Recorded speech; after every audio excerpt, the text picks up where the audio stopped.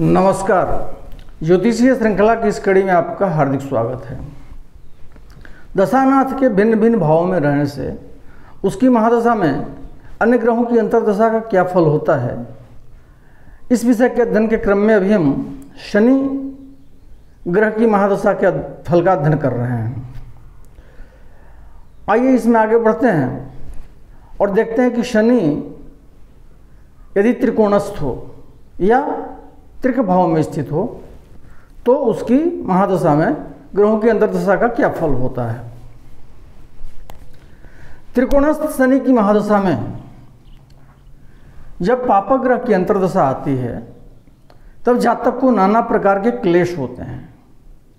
उसके पिता, संतान, पृथ्वी, अन्न और धर्म कर्म का नाश होता है। उसे अपने बंधु बांधवों से कलह होती है, उसका उद्योग भंग होता है और उसे वायु प्रकोप जनित रोग, नेत्र रोग एवं बवासीर रोग से पीड़ा होती है। वहीं त्रिकोणस्थ शनि अर्थात जब शनि पंचम या नवम भाव में स्थित हो तो उसकी वैसे शनि की महादशा में जब शुभ ग्रह की अंतर्दशा आती है तब जातक को बड़ा सुख और आनंद प्राप्त होता है। उसे राज सम्मान प्राप्त होता है, कृषि से लाभ होता है, उसके धन धान्य की वृद्धि होती है, उसको भूषण इत्यादि की प्राप्ति होती है, उसके नौकर मित्र एवं संपत्ति की वृद्धि होती है, धर्म में उसकी अभिरुचि बढ़ती है तथा उसकी स्त्री, संतान तथा कुटुंबजन निरोग रहते हैं। वहीं षष्ठ, अष्टम और द्वादश स्थान में स्थित शनि की महादशा में षष्ठ, अष्टम या द्वादश स्थान में स्थित शनि की महादशा में जब पापक ग्रह की अंतर्दशा आती है तब जातक को अनेक प्रकार का कष्ट होता है।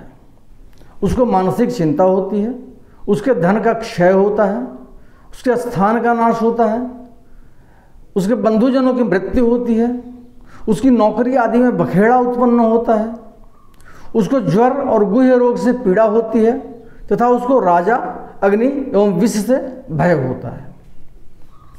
वहीं त्रिक भाव में स्थित शनि अर्थात जब शनि षष्ठ, अष्टम या द्वादश भाव में स्थित हो तो उसकी महादशा में जब शुभ ग्रह की अंतर्दशा आती है तब जातक को नाना प्रकार के सुख की प्राप्ति होती है, देश ग्राम इत्यादि का स्वामित्व उसे प्राप्त होता है, उसकी कांति में वृद्धि होती है, उसके शरीर में आरोग्यता आती है और उसके शत्रुओं की पराजय होती है।